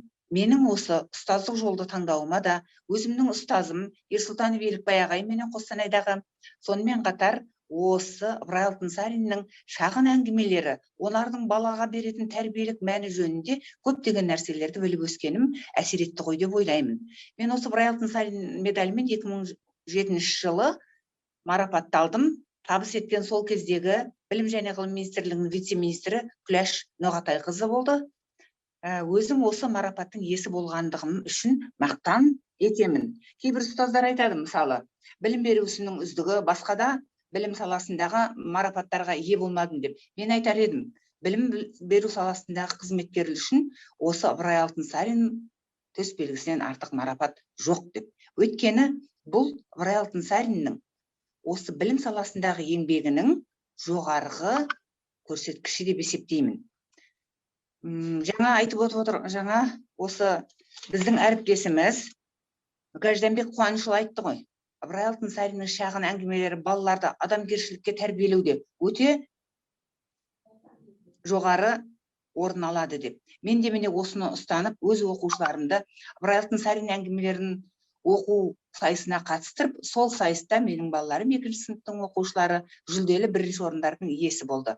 Яғни сонда Ыбырай Алтынсарин шағын шығармаларын оқу арқылы балаларымыз атамыздың негізгі ұстанымы тәрбие жұмысын адамгершілігі мол, жаңа ұрпақ тәрбиелеп шығаруға бейімдесе, міне осы шағын әңгімелері жазған балалар үшін деп арнап, соның нағыз дәлелі көрсеткіші деп есептеймін. Яғни Ыбырай Алтынсариннің міне өзінің жаңашылдығы да сол, мұғалімді мәдениеттің жаршысы, сақтаушысы, жалғастырушысы санаған. Міне қазіргі уақыттағы осы Ыбырай Алтынсарин шығармаларын оқу арқасында жас ұрпақтарымызға сол кісінің ұлы бастамаларын әрі қарай дамыту үшін өзімнің үлес қосқанымды өзіме мақтан етемін. Тағы не айтсам? Жалпы өзімнің осы марапаттың иесі болғанымды үлкен мақтан етемін. Ұстаздарға да, әріптестеріме де, осы өзіміздің қиындығы да қызығы мол еңбек жолымыздағы жетістіктеріміздің осы марапат арқылы марапатталуын, Ыбырай Алтынсарин төсбелгісімен марапатталуын жоғары дәрежеде есептеңіздер деп мен өтініш етер едім. Ал енді жаңа айтылып отқан көптеген нәрселер айтылып отыр. Осы Ыбырай Алтынсариннің мерейтойын 180 жылдық ЮНЕСКО көлемінде аталып өтсе деп мен де қолдаймын. Яғни сонда Ыбырай Алтынсарин еңбегін жалғастыратын, ол өзінің туып өскен жеріндегі ұрпақтары, ұстаздар қауымы қолдайды деп сенемін. Мен де өзімнің қолдауымды көрсетемін. Жақсы, рахмет сізге. Айсұлу Қуанышқызы, сізге рахмет. Сіздің жолыңызды бұйырса, біз секілді жас мамандарға жолыңызды бере берсін. Біз де Ыбырай Алтынсарин атындағы төсбелгіні ала берейік. Жақсы, келесі кезекте жаңа сөзімді аяқтайын. Онлайн форматта бізде Қостанай қаласынан Ыбырай Алтынсарин мұражайы тікелей эфирге қосылып отыр.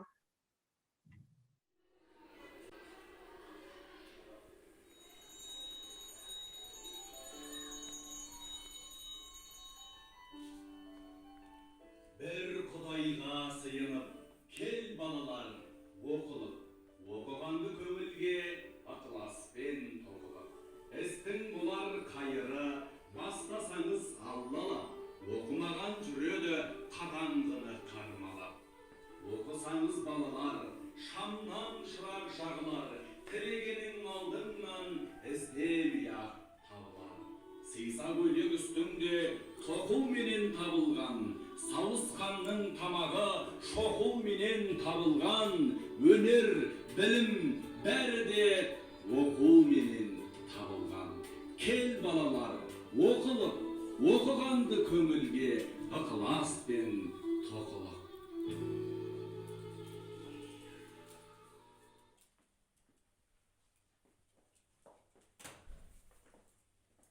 Сәлеметсіздер ме? Сіздер жаңа ұлы ағартушы ұстаздың әйгілі кел балалар оқылық өлеңін аудиотаспа арқылы тыңдадыңыздар. Ұлы ағартушы өзінің көзі тірісінде 14 мектеп ашты. Сол мектебінің бірі мына қабырғада бейнеленген. Ең тұңғыш мектебін 1864 жылы Торғайда ашқан болатын. Қазақтың даласына білім қоңырау үнімен білімге шақырған ұлы ағартушы ұстаз Ыбырай Алтынсарин.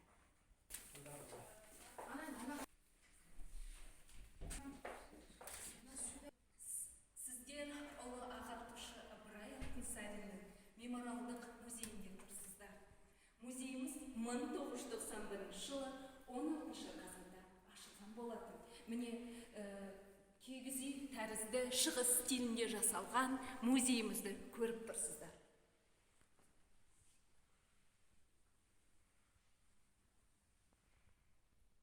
Біздің музейімізді Қазақстанның архитекторы Кішіков Хаджымұрат Әдеуовның жобасы бойынша жасалған болатын. Міне біздің музейіміздің бірінші қабатында, 3-ші залда тұрсыздар.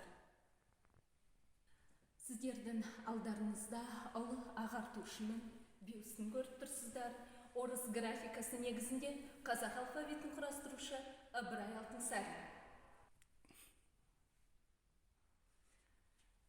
Жоғарыда Ыбырай Алтынсарин 14 мектеп ашты дегенді айтып өткен болатын. Енді сіздердің алдарыңызда Ыбырай Алтынсарин ашқан мектептер картасын көріп тұрсыздар.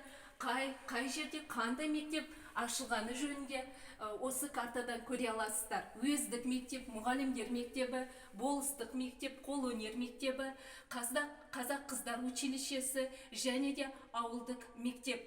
2 жылдық ауыл мектебін ашты, 5 болыстық мектеп ашты, 6 жылдық уездік училищелер ашқан болатын ұлы ағартушы.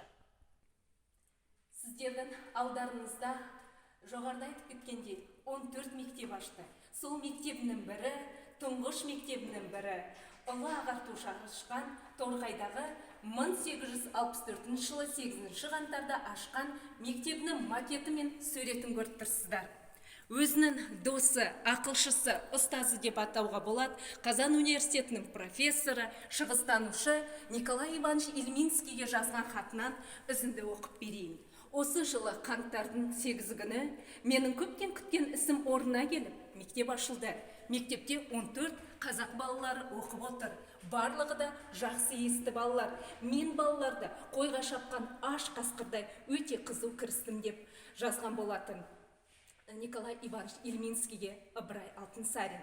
Осы мектеп ашылмас бұрын өзінің үйінде 3-4 баланы алып, орыс тілі және орыс әдебиет сабағын берген болатын. Міне кигіз үй диарамасы деп аталады. Біздің музейімізге 2010 жылы Алматы заманту шектеулі серіктестігінің қызметкерлері арнайы музейдің тапсырмасы бойынша жасаған болатын. Осы кигіз үйіміз ең негізгі бөлігі барлығымыз білеміз. Ол шаңырақ, кереге, уық немесе есік немесе сықырлауық деп аталады. Және ішкі жағы осылай әдемілеп жинақталған.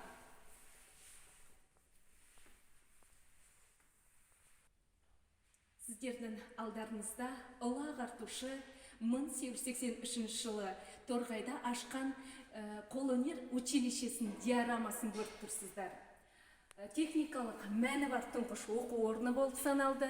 Себебі ұлы ағартушы өз сөзінде былай деп айтқан: біздің ұлдарымыз бір кәсіппен айналысып, тиын тебен тапсын деген ниетпен ашқан болатын. Міне сіздердің алдарыңызда ұл балалардың сол шеберханаларында жұмыс істеп жатқан сәті сомдалған. Бұл жерде сіздер ұлдардың ағаш түптеу шеберханасында жұмыс істеп жатқан сәті сомдалған. Және де сол мектептің құрал жабдықтарын көріп тұрсыздар.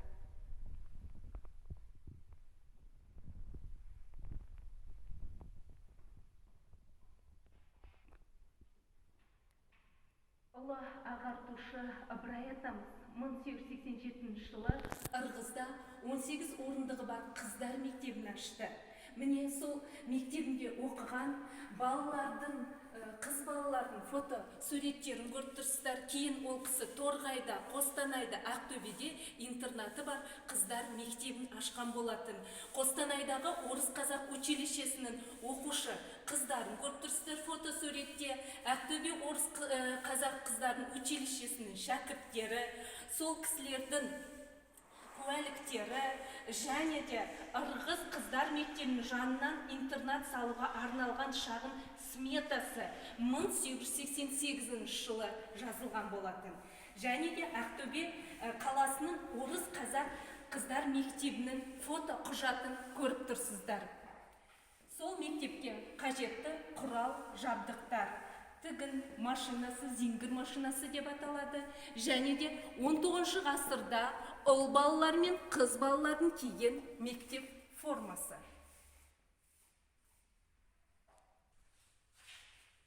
Сіздердің алдарыңызда 1884 жылы Ыбырай Алтынсарин ашқан мектебінің макетін көріп тұрсыздар.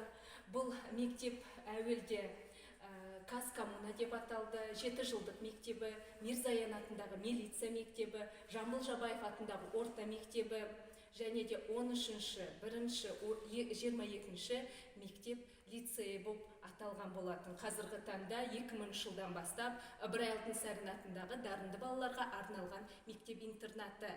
Қазіргі уақытта бұл интернаттың атауы өзгертілді. Ыбырай Алтынсарин атындағы мамандандырылған мектеп-интернаты деп аталды. Сол мектептің макетін көріп тұрсыздар. Және де сол Қостанай 2 класстық училищесінің оқушыларымен 1889 жылы ұлы ағартушы қайтыс болар алдында 3 ай бұрын түскен фото құжатын көріп тұрсыздар. Сіздердің алдарыңызда Ыбырай Алтынсарин және айтып кеттім, 1884 жылы мектеп ашты. Сол мектебінің кірпішін көріп тұрсыздар. Бұл кірпішті біздің музейімізге Ыбырай танушы, Қостанай өнерлік университетінің профессоры Қалқаман Жақып Хасенұлы біздің музейімізге тапсырған болатын.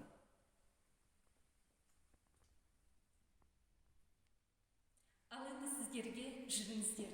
Ыбырай Алтынсариннің 19 ғасырдағы мектеп, яғни сыныбын көрсеткім келеді. Жүріңіздер. 19 ғасырдағы Ыбырай Алтынсариннің сол дәуірдегі мектебінің сыныбын көріп тұрсыздар. Міне мына жерде ұлы ағартушы шәкірттермен сабақ үстінде партасы, едені, тақтасы сол ғасырға лайықталып жасалған аспалы шамды көріп тұрсыздар. Сол ғасырда, 19 ғасырда осындай аспалы шамдар болған. Және де голландтық дөңгелек пеш кезінде жоғарғы сынып оқушылары кезектесіп от жағып отырған. Себебі осындай сыныпты жылыту үшін. Сыныбымыз таза, жарық.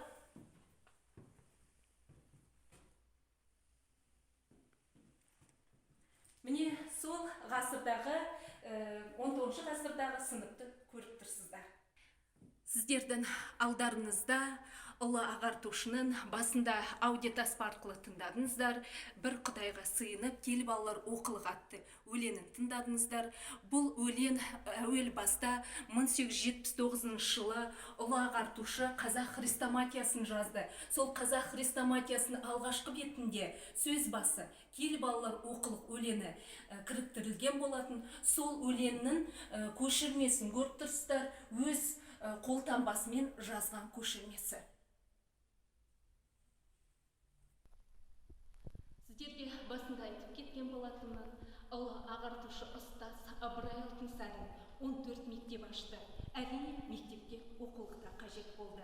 1876 жылы Ыбырай Алтынсарин Қазан, Омбы, Санкт-Петербург қалаларына барып, орыс оқымыстыларының еңбектерін зерттеп, 1879 жылы қазақ хрестоматиясы және қазақтарға алғашқы орыс тілін үйрету руководство атты кітабын жазды. Бұл кітаптарды баспадан басып шығаруға өзінің досы Ефимовский, Мировицкийдің еңбегі зор болды. Қазақ хрестоматиясы 4 бөлімнен тұрды. Балаларға арналған ұсақ әңгімелер мен ертегілер, үлкен кісілер турасындағы әңгімелер, әртүрлі өлең жырлар, мақал-мәтелдер. Сол әңгімелерінен, аңыз әңгімелерінен, ертегілерден алынған кейіпкерлерді көріп тұрсыздар.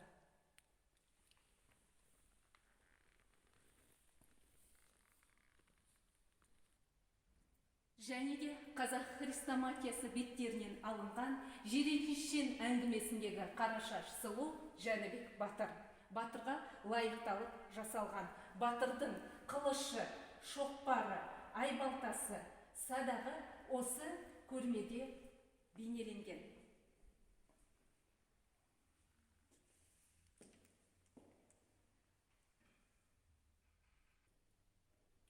Сіздердің алдарыңызда мини-диарамамыз, жаңа айтып кеттім, ұлы ағартушы қазақ хрестоматиясын жазды 1879 жылы. Сол хрестоматиядан алынған аңыз әңгімелері осы мини-диарамада бейнеленген, сомдалған Тазша бала, Асан мен Үсен, Бай баласы және Жарлы баласы, және де Қобыланды батыр.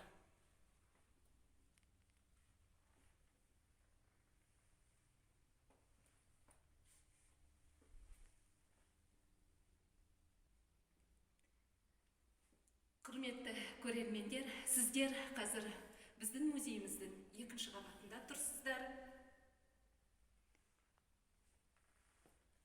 Ыбырай Алтынсариннің отбасылық суретін көріп тұрсыздар.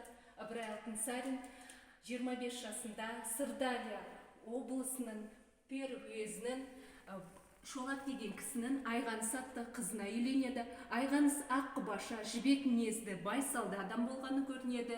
Отбасында 3 бала болады. Абдрахман, Шарипа, Абдолла. Абдолладан жалғыз қыз Нағима Ыбыраева. Және де өзінің үйін көріп тұрсыздар.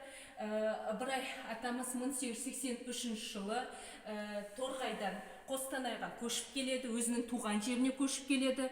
Сол туған жеріне көшіп келіп, 2-3 шақырым жерде бір қабатты 6 бөлмелі ағаш үй салады. Сол ағаш үйінің фотосуретін көріп тұрсыздар және макетін көріп тұрсыздар.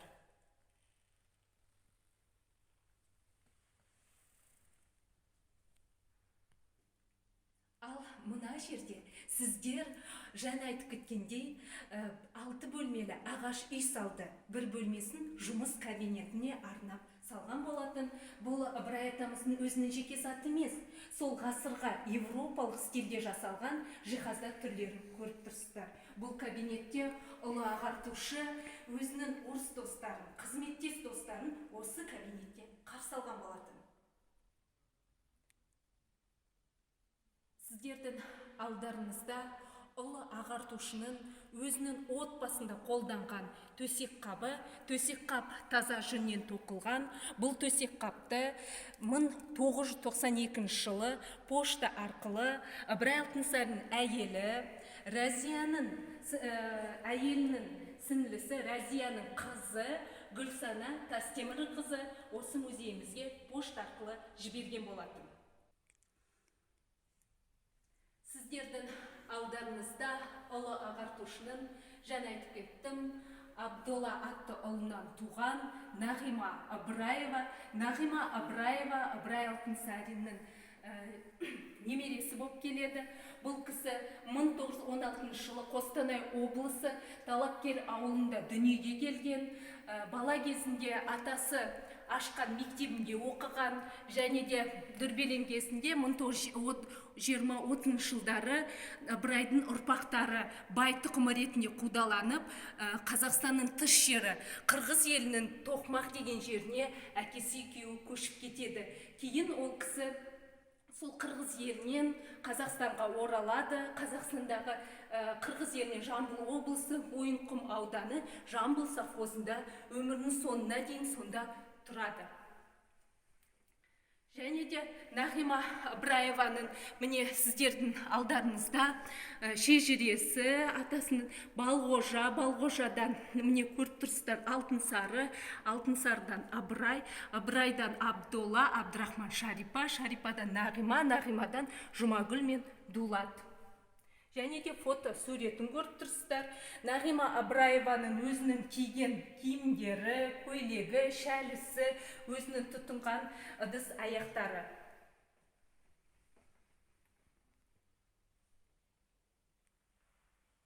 Ұлы ағартушы 1841 жылы туып, 1889 жылы дүниеден озған болатын. Сіздердің алдарыңызда ұлы ағартушының кесенесін көріп тұрсыздар. Бұл кесененің ішінде Ыбырай Алтынсариннің мәйіті жерленген. 2017 жылы Қазақстанның архитекторы Жанболатов Сағындық Смайұлының жобасы бойынша жасалған болатын. 2017 жылы 4 қазанда салтанатты түрде ашылған кесенені көріп тұрсыздар, және де бұл кесененің макетін көріп тұрсыздар.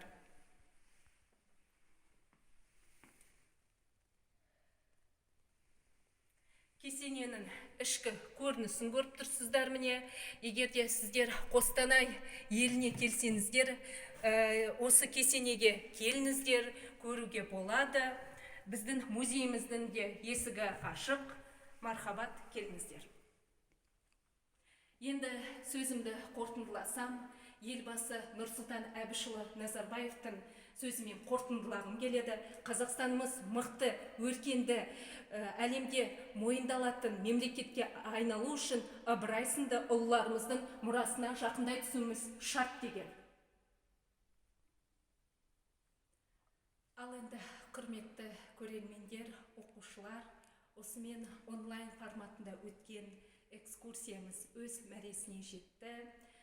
Аз уақыттың ішінде сіздерге мағлұмат бердім деп есептеймін. Егер де жол түсіп жатса, біздің Қостанай өлкесіне келіп, біздің музейімізге келіңіздер. Міндетті түрде ғылыми қызметкерлер сіздерге экскурсия жүргізіп береді. Жақсы. Ыбырай Алтынсариннің мұражайынан тікелей эфирге қосылып, бізге осындай керекті мағлұматты беріп жатқан Ыбырай Алтынсарин мұражай басшылығына және ғылыми қызметкерлеріне өз атымыздан үлкен алғыс білдіреміз. Болам деген баланың бетін қақпа белін бу деп дана халқымыз көрегенділікпен айтқан. Біздің шәкірттер ұлылардың мұрасымен сусындап өсіп келе жатыр. Кезекті, дарынды да талантты шәкірттерімізге берсек. Араз бол кедей болсан ұрлықпенен. Араз бол кедей болсан ұрлықпенен. Кете бар кессе басын шындықпенен. Қоректап, бейнеттен де тәңірдің жәрдем. Телмірме бір адамға мұндықпенен. Адамға бір өзіңдей көзін сүзбе. Бір әділ қазынасы кен. Патшанды ізде. Қорексіз еш пендесін қалдырмайды. Жаратқан бір тәңіріңнен күдер үлбем. Мақтанба сұлумын деп ажарыңа, ажарсыз адамдарды ал назарыңа. Зілдиха жүсіппенен сұлу өткен, тұрмаған ажар ара ажалына. Ағайын жат болады, алыс болса, болады жатта жақын таныс болса. Достарын дұшпан түгіл табалайды, аяғын бір нәрседен шалыс болса. Асылы залымдардың лайланды, дүниені маған десен шар айналды. Үреп жақсыға да, жаманға да, қылмағы бірақ залал.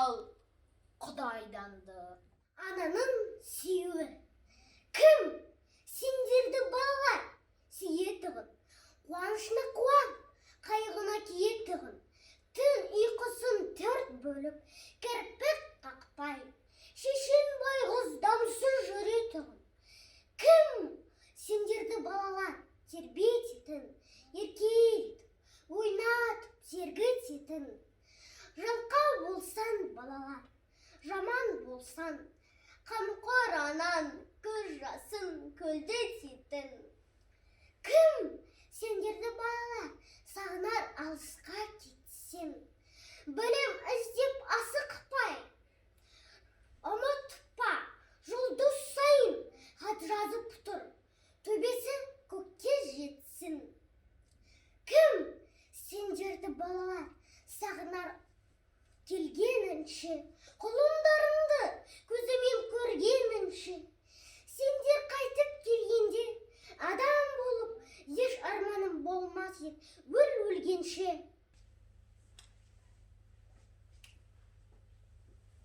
Баложа бидің баласына жазған хаты. Үміт еткен күзімнен нұры балам, жанына жәрдем берсін Құдай тағалам. Атан мұнда, аның мен есен аман, сүйіп сәлем жазады бүгін саған.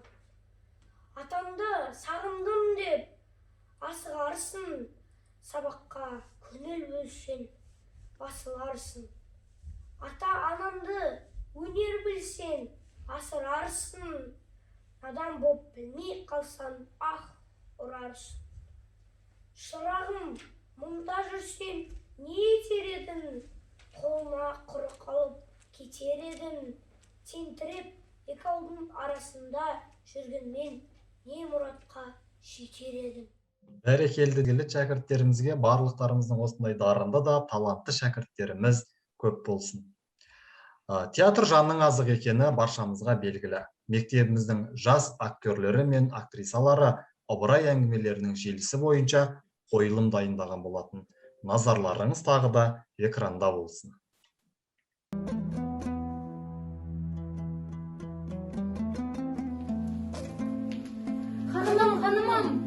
Баяғыда бір хан болыпты. Патшаның ханымы ауру болып, жұрттан неше дәрігер жидырып, ем еткізсе де ешбір дауасы табылмады. Сөйтіп, патша бақсы балгерлерді жинапты. Осыны естіген уәзірлер бақсыны ханға алып барады. Балгерлер келді, кірсін! Ал, балдарында ашып, ханымға неген болатын табыңдар. Таппасандар, асып өлтіремін. Не болмаса, бастарында аламын. О, ханем, мен бұл ауруды немін таптым? Ал, дүниедегі мұнсыз адамды тауып, соның көйлегімен қақтырсаңыз. Бұл ауруға сол ем болады. Патша жер жүзіне жасауылдарын таратып, мұңсыз адамды іздейді. Уәзірлер мұңсыз адамды таба алмай әуреге түседі. Біреу бай, не бақытты болса, баласы жоқ. Екеуде болса, не қатыны, не баласының мейірімі жоқ.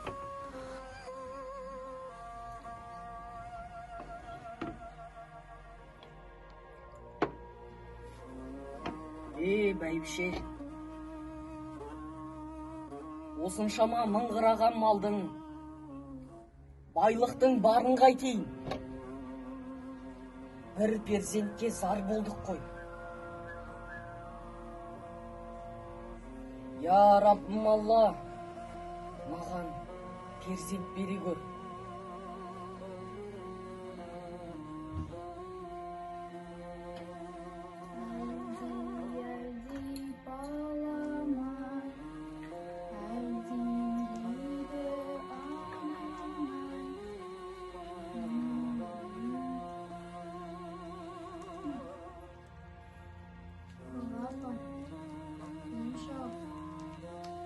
Құдай-ай, ханымым ауырып қалған деме.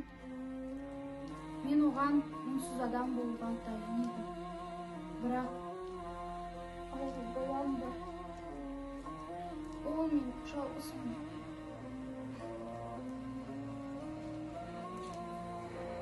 Мен көмектесер едім. Анам да бар, әкем де бар. 12 мүшем сау. Бірақ қолымды байлайтын жоқшылық. Анда тартсам, анда жетпейді. Анда тартсам, анда жетпейді. Картымды тойдырдым, жұмысымды бітірдім. Енді не ойламым бар? Одан да жатып ұйықтайын. Бір күні патшаның баласы келе жатса, бір бұзылған тамның қасынан кедей адамды көреді. Ханзада мұңсыз адамды тапқанын айтып жар салады. Не болды? Хан ием, мен мұңсыз адамды таптым. Рас па? Иә. Онда маған оны дереу түрде әкелін деді. Құп болады. Патша қуанып жас ауылдарын жібереді. Жігіттер, жіберіңдер, бұларың не? Жігіттер, жіберіңдер, бұларың не? Хан ием, біз мұңсыз адамды алып келдік. Ал, сұрағанды берем, көйлегінді бер. Ой бұл, менің көйлегім жоқ қой. Енді қайттым? Бұл өмірде бір жапырақ шүберегі жоқ адамның өзі еш уайымсыз жүре алады екен. Ыбырай Алтынсариннің мұңсыз адам әңгімесінің мағынасы осында. Жақсы, рахмет. Тамаша көріністі тамашаладық. Балыққа таяз судан терең оңай, ақынға қара сөзден өлең оңай. Мектебіміздің номер 83 мектебіміздің ұстазы, әрі ақыны Сәуле Бөкейханқызының жүрек жарды ардауына кезек берсек. Құрметті бүгінгі конференцияға қатысушы қонақтар, құрметті әріптестер, баршаңызға бүгінгі игі ісімізде сәттілік тілей отырып, білімнің көзі болған, ілімді сөзі болған ұлы ағартушымыз Ыбырай Алтынсариннің құрметіне жазылған арна өлеңімді сіздерге ұсынамын, қабыл алыңыздар. Ұлылардың ұлықтысын жалғаған, ізгілердің үлгісінен қалмаған, бауырыңнан бусанғанның бәр ұлау, уа торғайым, топырағыңа таңғалам, тербетіп төскей есімін жазған таспелге, еңбегін елеп, үлгетіп келет көптелге, Міржақып Ахмет Тарландар туған құтмекен, әлі де талай бауыры толар бектерге, есейтіп ерте боларын білген даласы, ұлтына деген сенімге толып санасы, этнограф төзі, жазушы, ұстаз мұрасын іздеген жанға өнеге қанша қарашы, жанына серік, іздену, білу, құмарлық, ілімнің жолын сақтаған бекем тұмар қып, тектінің үні асылдың бірі Ыбырай, ғасырдың сыры тумайды қайта оралып. Қазақта елдің бағына туған данасың, ғасырдың өзі мойындап кеткен дара шын, тарихтың түрі талғамын тапқан өзіңнен ұмытпас ұрпақ өсиет болып жанасың, қатпар да қатпар жылдардың қойнау төрінен әліппе кітап атасы болып қаласың. Рахмет. Рахмет. Бәрекелі Сәуле Бөкейханқызы, сізге алғысымыз шексіз, қаламыңыз ұштала берсін. Өнер жігіт көркі деп ескермедік мақалда. Біз болмасақ, сіз барсыз, үміт еткен достарым, сіздерге берген батамды деп Ыбырай атамыздың өзі айтқандай, бабалар артқан үмітті ақтау сіз бен біздің міндетіміз. Барша қонақтарымызға үлкен алғыс білдіреміз. Байқау жеңімпаздарын шын жүректен құттықтаймыз. Қазақ руханиятына қызмет ете берейік. Келесі жақсы жиындарда ізгі амалдардың арасында жолыққанша аман, сау болыңыздар. Барлықтарыңызға көп рахмет.